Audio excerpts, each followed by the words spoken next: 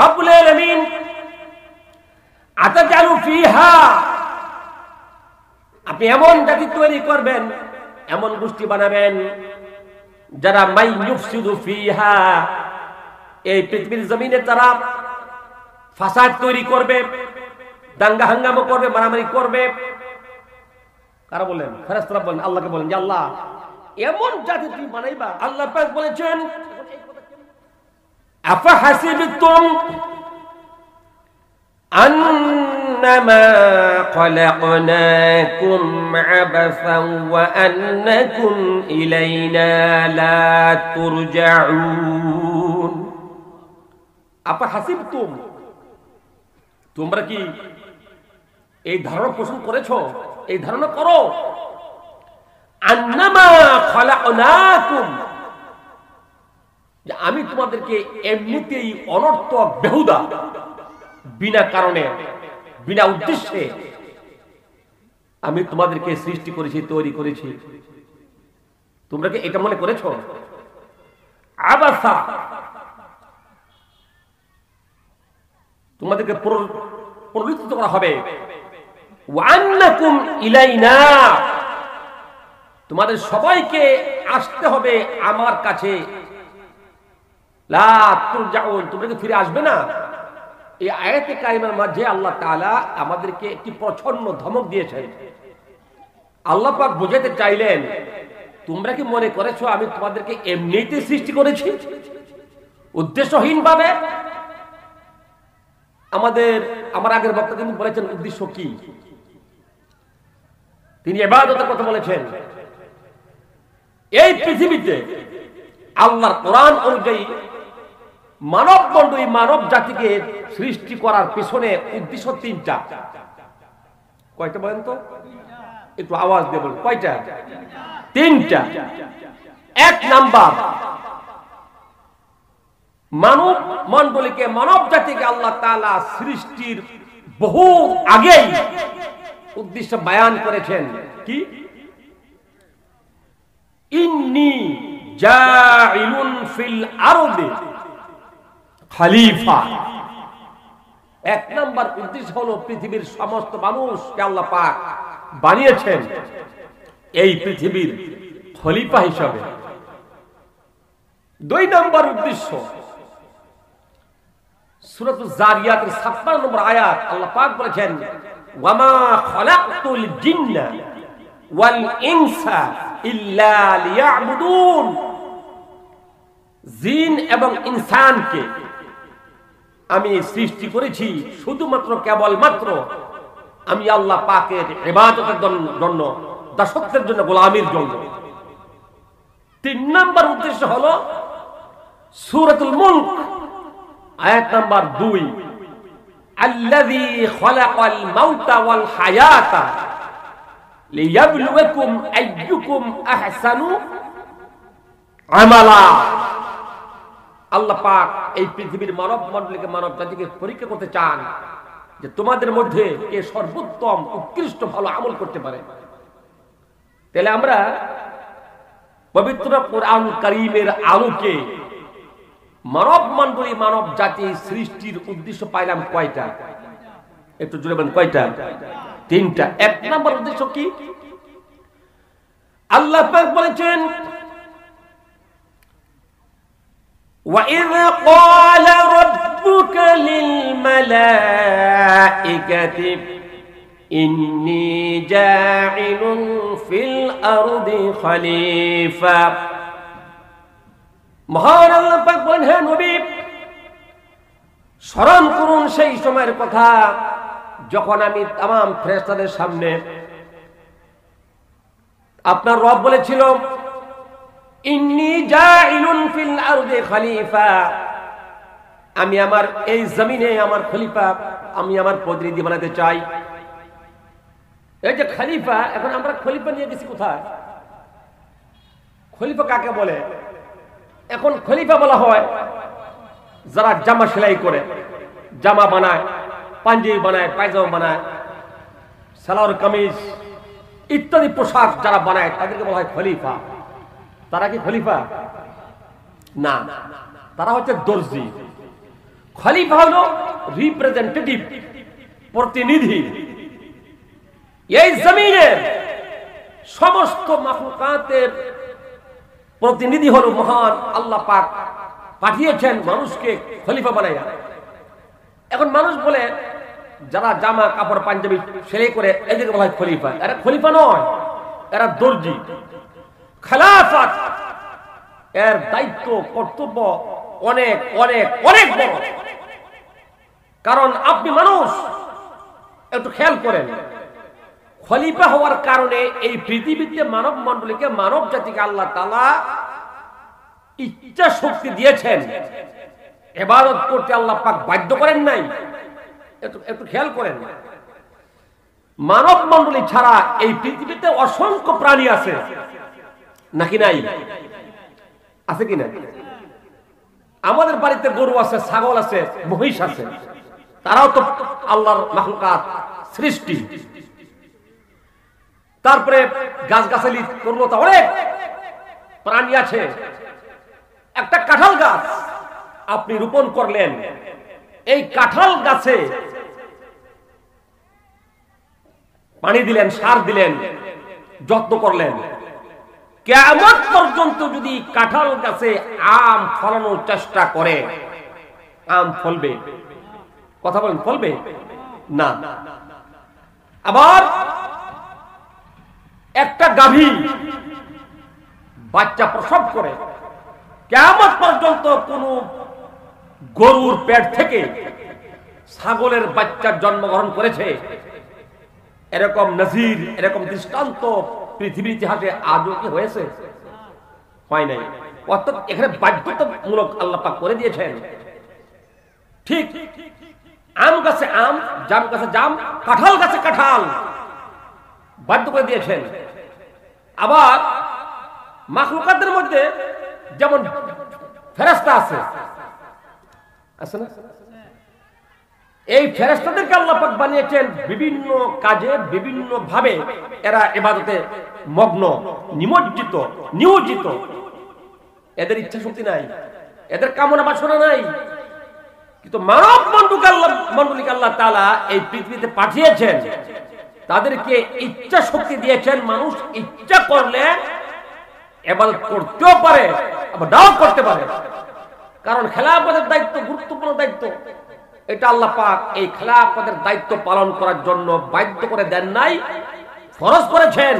কিন্তু পালন করবেন কি করবেন না এটা আপনার ব্যাপার, কিন্তু করতে হবে, না করলে জাহান্নামে যাবেন, এই তো আল্লাহ পাক বলে দিয়েছেন। খেলাফত আমরা আরেকটু সহজ ভাষায় বুঝি। আমাদের বাংলাদেশে বিভিন্ন ঔষধ কোম্পানি আছে।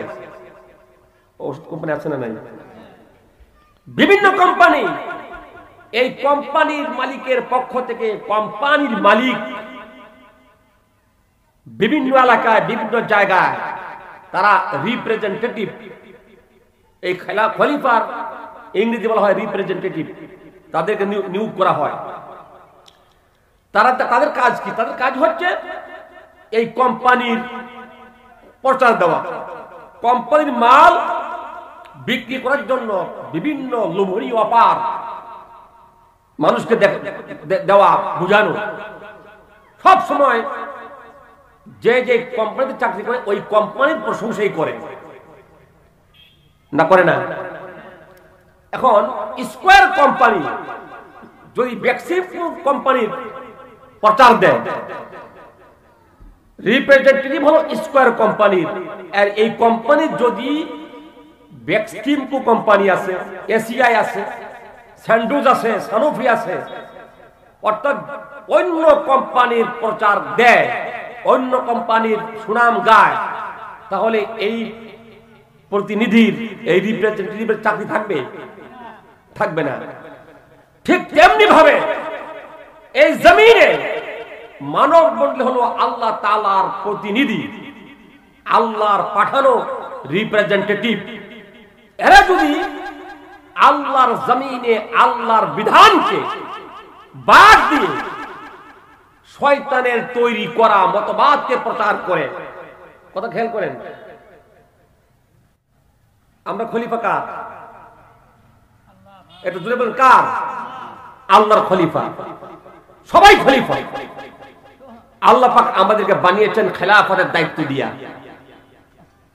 এখন কোন খলিফা ওইখানে যেমন কোম্পানির এক কোম্পানি আরেক কোম্পানির প্রশংসা করলে তার যে প্রতিনিধি আছে চাকরি চলে যাবে, বেতন ভাতা বন্ধ হয়ে যাবে। আর একটু সহজ ভাবে বলি, আমাদের বাংলাদেশের রাষ্ট্রদূত পৃথিবীর বিভিন্ন দেশে আছে নাকি নাই?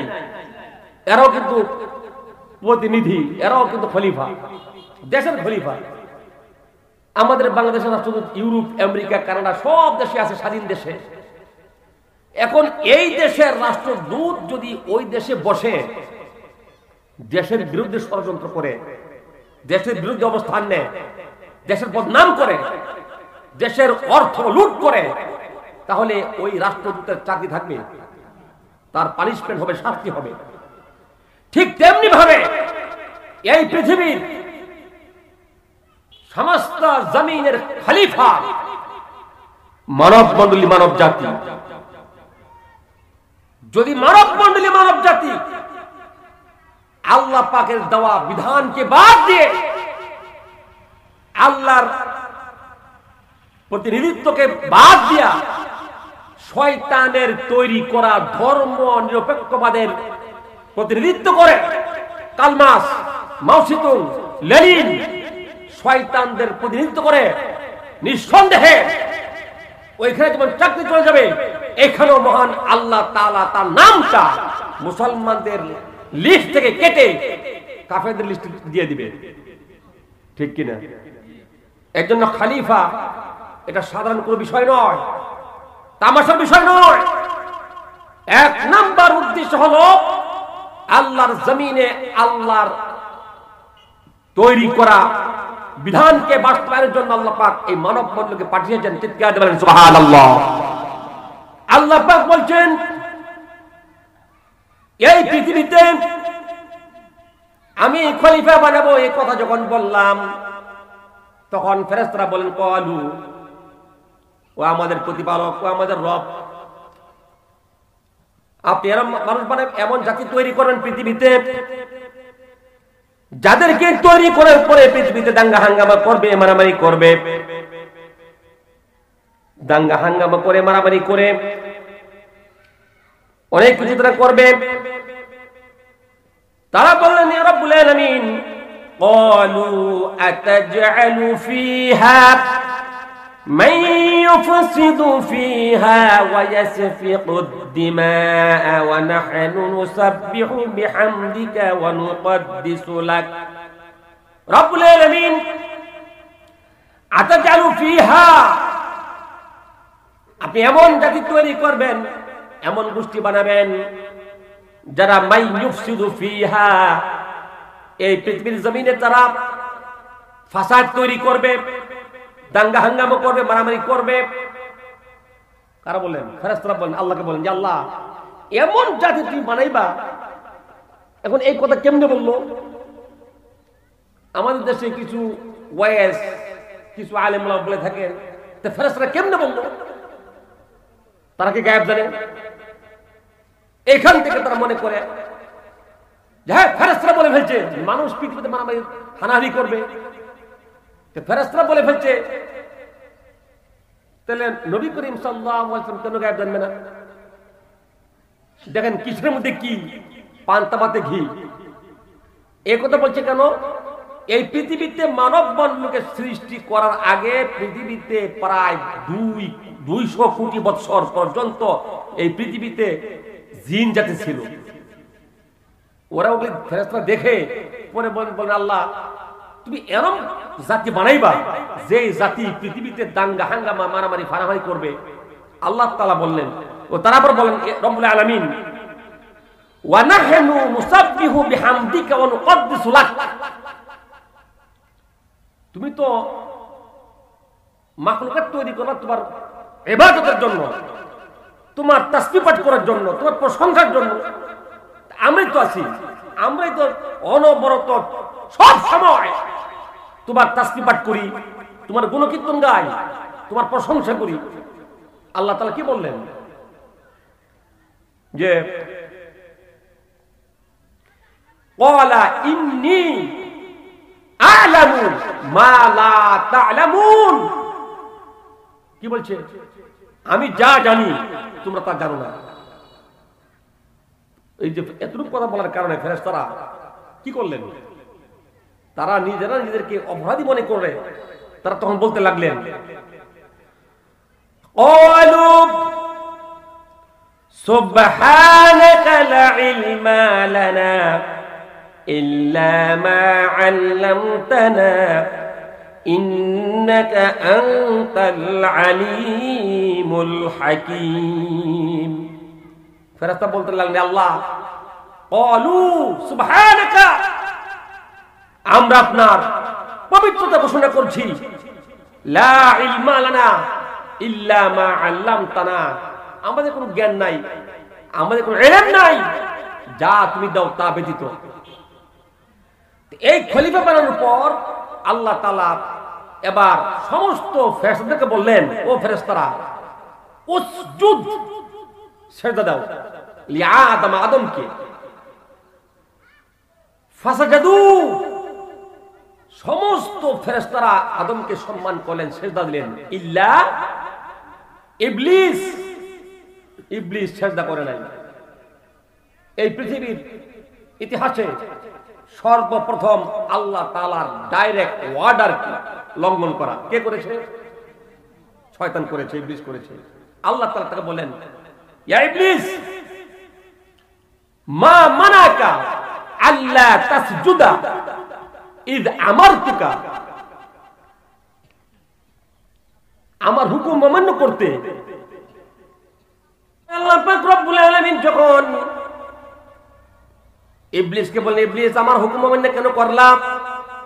ইবলিস বলল, রব্বুল আলামিন ক্বালা আনা খায়রুম মিনহু খলাকতানি মিন নারিন ওয়া খলাকতাহু মিন তিন, আমি তার চাইতে শ্রেষ্ঠ, তার চাইতে উত্তম। কারণ হলো তুমি আমাকে বানাইছো আগুন দ্বারা আর আদমকে বানাইছো মাটি দিয়া। কাজেই নিম্নমুখী কোনো মানুষের কোনো জিনিসের সামনে ঊর্ধ্বমুখী জিনিস সারেন্ডার করতে পারে না। আল্লাহ পাক রব্বুল আলামিন বললেন, ক্বালা ফাহবিত মিনহা, এখান থেকে নেমে যাও, বের হয়ে যাও, কারণ তুমি অহংকার করেছো। তুমি জান্নাত থেকে অহংকার করতে পারবা না, এটা অহংকারকারীদের জায়গা না। আর যেহেতু তুমি আমার হুকুম অমান্য করেছো, আমার হুকুম অমান্য করার কারণে তোমার জিন্দেগীর সমস্ত আমলগুলোকে আমি বন্ধ করে দিলাম, নষ্ট করে দিলাম। তোমার কোনো আমল আর আমার কাছে গ্রহণযোগ্য হবে না। এবার শয়তান বলেন, রব্বুল আলামিন আমি যেহেতু এই আদমের কারণে যেহেতু আমার সমস্ত আমলগুলা নষ্ট হয়ে গেছে, কোনো কিছুই নাই, তাহলে এই আদম সন্তান পৃথিবীতে কতদিন থাকবে? আল্লাহ পাক রব্বুল আলামিন বলেছেন, এই আদম সন্তান পৃথিবীতে কিয়ামত পর্যন্ত থাকবে। শয়তান বলেন, আল্লাহ যেহেতু এই আদমের কারণে আমার সমস্ত আমল নষ্ট হয়ে গেছে, পণ্ড হয়ে গেছে, তাহলে তোমার কাছে আমার তিনটা দাবি। কয়টা দাবি? তিনটা। এক নাম্বার দাবি হলো, আদম সন্তান যেহেতু কিয়ামত পর্যন্ত থাকবে, আমাকেও কিয়ামত পর্যন্ত হায়াত দিতে হবে। আল্লাহ তাআলা বলেন, যা তোকে দিলাম। দুই নাম্বার দাবি হলো, রব্বুল আলামিন তুমি হচ্ছো রিজিকের মালিক। রিজিকের মালিক কে? আরেকটু বলেন কে? তুমি যেহেতু রিজিকের মালিক, রব্বুল আলামিন আমাকে আমার সাঙ্গ পাঙ্গদেরকে রিজিক দিতে হবে, খাবার দিতে হবে। যদি তুমি আমাদেরকে খাবার না দাও, তাহলে তো আমি নেতা কর্মী পাবো না, আমি কর্মী পাবো না। আল্লাহ তাআলা বলেন, যা তোকে দিলাম। এবার শয়তান বললেন, রব্বুল আলামিন আমার তিন নাম্বার দাবি হলো সর্বশেষ, এই পৃথিবীতে আমি শয়তানি করব,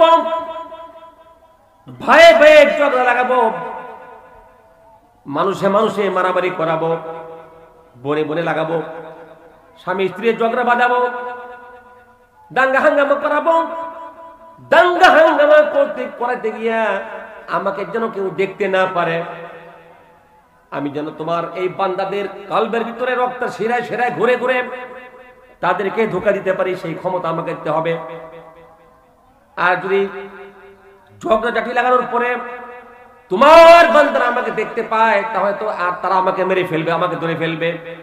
আল্লাহ তাআলা বলেন, এটাও তোকে দিলাম। তিনটা দাবি শয়তান আদায় করে নিল। এবার শয়তান বল, রব্বুল আলামিন قال فبما أغويتني لأقعدن لهم صراطك المستقيم। শয়তান আল্লাহ তাআলার সাথে চ্যালেঞ্জ করলো যে আমি তাদেরকে প্ররোচনা দিয়া তাদেরকে তাদের জায়গা জায়গায় উট পেতে বসে থাকবো, তাদেরকে আমি জাহান্নাম পর্যন্ত নিয়ে ছাড়বো। তারপর শয়তান আরো বললেন, ثم لآتينهم من بين أيديهم ومن خلفهم وعن أيمانهم وعن شمائلهم ولا تجد أكثرهم شاكرين। শয়তান বল, রব্বুল আলামিন তোমার এই বান্দাদেরকে আমি ধোঁকা দেব, সামনে থেকে পিছন থেকে ডাইন থেকে বাম থেকে সব দিক থেকে তাদেরকে ধোঁকা দিয়া আমি তোমার জাহান্নামগুলিকে ভরপুর করে দেব। এবার তুমি তোমার জাহান্নামের সংখ্যা বাড়াও। মহান আল্লাহ পাক রব্বুল আলামিন ফেরেশতাদেরকে ডাক দিয়ে বলেন, ও আমার ফেরেশতারা শুনছো এই শয়তান কইল কি? ও আমার ফেরেশতারা শুনো, আমার বান্দারা আমার গোলামেরা যদি শয়তানের ওয়াসওয়াসায় পড়ে একটা গুনাহ করার নিয়ত করবে তাহলে তারা আমলনামায় কোনো গুনাহ লিখবে না। বলেন সুবহানাল্লাহ। শয়তানের ওয়াসওয়াসায় পড়ে যদি কোনো গুনাহ নিয়ত করে, গুনাহটা করে নাই, শুধুমাত্র নিয়তটা করেছে, মনে মনে চিন্তা করেছে গুনাহটা করবে, নিয়ত করে ফেলেছে পাকাপোক্ত, কিন্তু গুনাহটা করে নাই, যতক্ষণ পর্যন্ত গুনাহটা না করবে ততক্ষণ পর্যন্ত তার আমলনামায় কোনো গুনাহ লিখবে না। আর যদি শয়তান ওয়াসওয়াসায় পড়ে গুনাহটা করেই ফেলে তাহলে তার আমলনামায় একটা গুনার পরিবর্তে একটা গুনাহ লিখবা। আর যখন আমার কোন বান্দা, আমার কোন গোলাম কোন নেক নিয়ত করবে, ভালো আমলের নিয়ত করবে, একটা ভালো আমলের নিয়ত করার সঙ্গে সঙ্গে তার আমলনামায় একটা নেক সওয়াব দান করে দিবা। সুবহানাল্লাহ। আর যখন আমলটা করবে তাহলে একটা নেক আমলের পরিবর্তে তার আমলনামায় 10টা নেক আমল লিখে দেবা। আর আমার কোন বান্দা যদি শয়তানের ওয়াসওয়াসায় পড়ে গুনাহ করতে করতে করতে করতে করতে করতে সর্বশেষ লাস্ট স্টেজে পৌঁছে যায়, জীবনের শেষ মুহূর্তে হঠাৎ করে যদি সে অনুতপ্ত হয়ে যায়, তওবা করে মাফ চায়, আমি আল্লাহ পাক রব্বুল আলামিন তার জিন্দেগীর সমস্ত গুনাহ খাতাগুলি মাফ করে দিব। শুধু তাই নয়, হাদিস শরীফে আসছে একজন ব্যক্তি এসে কাঁদতেছেন, বলছেন, ইয়া রাসূলুল্লাহ সাল্লাল্লাহু আলাইহি ওয়াসাল্লাম, আল্লাহ তাআলা কি আমাকে মাফ করেছেন নাকি? আমার জিন্দেগিতে এমন কোন গুনাহ নাই যা আমি করি নাই। নবীজি বলেন, ও আল্লাহর বান্দা, তুমি কি ঈমান গ্রহণ করেছো নাকি? তুমি কি মুসলমান হয়েছো? লোকটি বললেন, ইয়া রাসূলুল্লাহ, আমি ঈমান গ্রহণ করেছি, আমি কালিমা পড়ে নিয়েছি, আশহাদু আল্লা ইলাহা ইল্লাল্লাহু ওয়াহদাহু লা শারীকা লাহ ওয়া আশহাদু আন্না মুহাম্মাদান আবদুহু ওয়া রাসূলুহু। লোকটি বললেন, ইয়া রাসূলুল্লাহ, আমি ঈমান গ্রহণ করে মুসলমান হয়ে গেছি। নবীজি বললেন, ও আল্লাহর বান্দা, তুমি যখন কালিমা পড়েছো, কালিমা পড়ার সঙ্গে সঙ্গে আল্লাহ তাআলা তোমার জিন্দেগীর সমস্ত গুনাহ খাতাগুলি মাফ করে দিয়েছেন। শুধু মাফ করে নাই, আরো কি করেছেন শুনো, ওয়ায়ুবাদদিলুল্লাহু সাইয়্যাতিহিম হাসানাত। আল্লাহ তাআলা তোমার সমস্ত খারাপ আমলগুলাকে, গুনার পরিবর্তে আল্লাহ তাআলা তোমার আমলনামায় নেক দিয়া আমল নামাকে পরিবর্তন করে দিয়েছেন, বলেন সুবহানাল্লাহ। এই যে আমল নামাকে পরিবর্তন করে দেওয়া, এর মানে কি? এর মানে হলো কোন মানুষ যখন পাপ করতে করতে, গুনাহ করতে করতে জীবনের শেষ মুহূর্তে হঠাৎ করে মনে পড়ে যায়, আহারে এই জিন্দেগি তো গুনাহ করতে করতে শেষ করে ফেললাম। যদি এই অনুতপ্ত হয়ে তওবা করে, প্রত্যেকটা গুনার জন্য তওবা করে, প্রত্যেকটা গুনার পরিবর্তে যতবার তওবা করবে আল্লাহ তাআলা তার গুনাহকে মাফ করে দিয়ে তার এক একটা গুনার পরিবর্তে এক একটা নেক সওয়াব দান করে দিবেন। এইভাবে করে আল্লাহ পাক বলেছেন, আমি আমার বান্দাদেরকে মাফ করে দিব। চিৎকার দেবেন সুবহানাল্লাহ। এর জন্য আসুন আগে আমরা কি, আমরা কারা, আমাদের প্রত্যেকে আসছি, কোথায় যাব, লাস্ট ডেস্টিনেশন কোথায়, এই সবগুলোকে চিন্তা করে আমরা আমাদের নিজ নিজ জায়গা থেকে ইসলামকে পালন করার, মানার এবং মানুষকে মানানোর জন্য চেষ্টা করি। আল্লাহ তাআলা আমাদের সকলকে তৌফিক দান করুন বলি আমিন। সময় তো উপস্থিতি, এই সংক্ষিপ্ত সময় আসলে